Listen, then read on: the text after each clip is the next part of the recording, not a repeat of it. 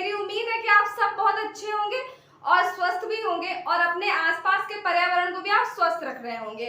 तो दोस्तों इसी के साथ मैं एक बार फिर हाजिर हूँ आपके सामने एक पुराने ही चैप्टर को लेके, क्योंकि हमारा जो इकोनॉमिक्स का चैप्टर था वो कंप्लीट नहीं हुआ था। मैं फिर से आज उस चैप्टर को कंप्लीट कराने आई हूँ। कंप्लीट तो नहीं बोल सकते क्योंकि वो चैप्टर काफी लंबा है, बट हाँ कुछ टुकड़ों में हम उसको छोटा छोटा करके कंप्लीट कर लेंगे बहुत जल्द।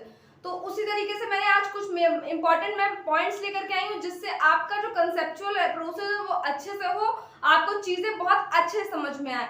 तो चलिए हम वीडियो को स्टार्ट करते हैं। मेरी उम्मीद है कि मेरा वीडियो आप सबको अच्छा लगता होगा। अगर अच्छा लगता है तो आप इस वीडियो में बने रहिएगा।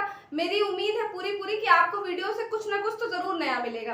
तो चलिए हम वीडियो को स्टार्ट करते हैं। जैसे मैंने पुराने वाले वीडियो में आपको बताया था कि 1947 के टाइम पे जब हम इतनी सारी प्रॉब्लम को फेस कर रहे थे तो हमने एलपीजी रिफॉर्म्स को हम अपने देश में लेकर के आए थे।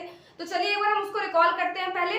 तो देखिए, जैसे हम अगर बात करते हैं कि हम कौन कौन सी परेशानियों को झेल रहे थे, मतलब कौन कौन सी प्रॉब्लम्स को हम फेस कर रहे थे उस समय पे, तो देखिए सबसे पहले जो बात थी ये थी कि विदेशी मुद्रा रिजर्व जो था हमारे पास वो सिर्फ और सिर्फ 15 दिनों का बचा था। आप समझ सकते हैं 15 दिनों का विदेशी मुद्रा बचा था हमारे पास।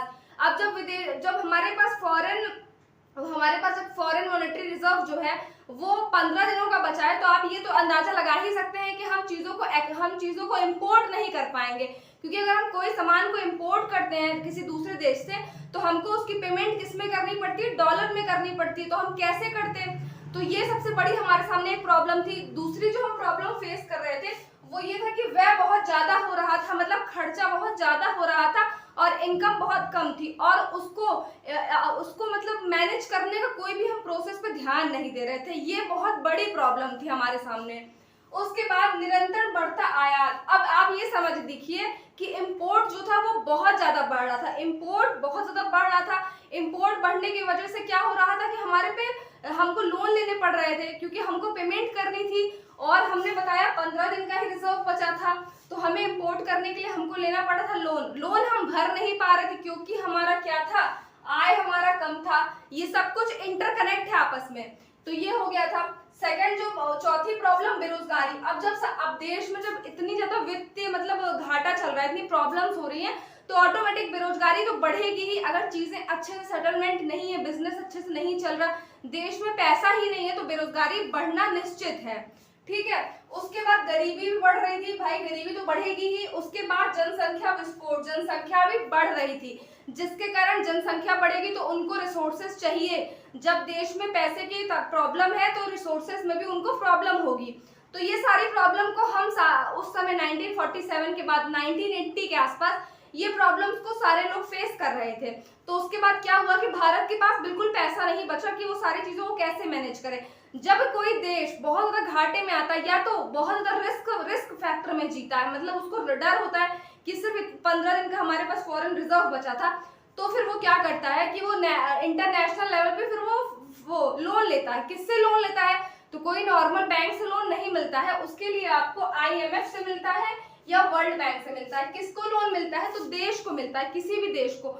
नेशनल अगर हम देश के अंदर लोन लेते हैं, आम जनता किससे लोन लेती है, बैंक से लेती है नॉर्मली। लेकिन अगर देश को पैसा चाहिए तो वो किससे लेगा, तो IMF, जिसका फुल फॉर्म होता है इंटरनेशनल मॉनेटरी फंड, आपको दिख रहा होगा, और वर्ल्ड बैंक आप सब जानते हैं, विश्व बैंक।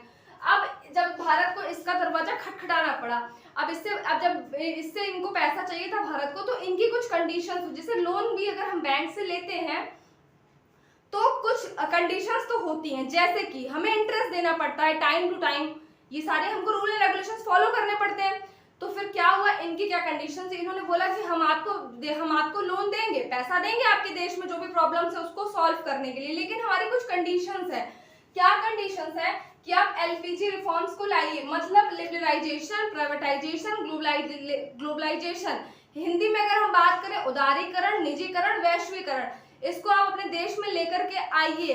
उसके बाद प्रतिबंध को खत्म करिए। कौन से प्रतिबंध को खत्म करिए, तो ये वाले प्रतिबंध, जो आपने जो प्रतिबंध लगा रखा है बाहरी देशों से व्यापार करने का, कनेक्ट ना होने का, व्यापार करने का, लेकिन जो बाहरी आपने देशों को प्रतिबंध लगाया कि वो आपके देश में आकर के कंपनियां नहीं लगाती, आप ये प्रतिबंध को बिल्कुल से हटाइए। ये 2-3 कंडीशन थी IMF की और वर्ल्ड बैंक की, जो कि भारत को माना मजबूरी थी, क्योंकि हमारे पास क्या था, हम ऑलरेडी इतनी परेशानियों को झेल रहे थे, तो हमारे पास तो बहुत सारी प्रॉब्लम्स थी। तो हमने फिर क्या किया, भारत ने इनकी कंडीशन को क्या किया, मान लिया। इनकी कंडीशन को जब भारत मानता है तो इसी को हम बोलते हैं नई आर्थिक नीति। इसी को क्या हम बोलते हैं, तो नई आर्थिक जो नीति है वो लागू होती है। आप इसी को सुधार नीति भी बोल सकते हैं। क्या बोल सकते हैं, सुधार नीति।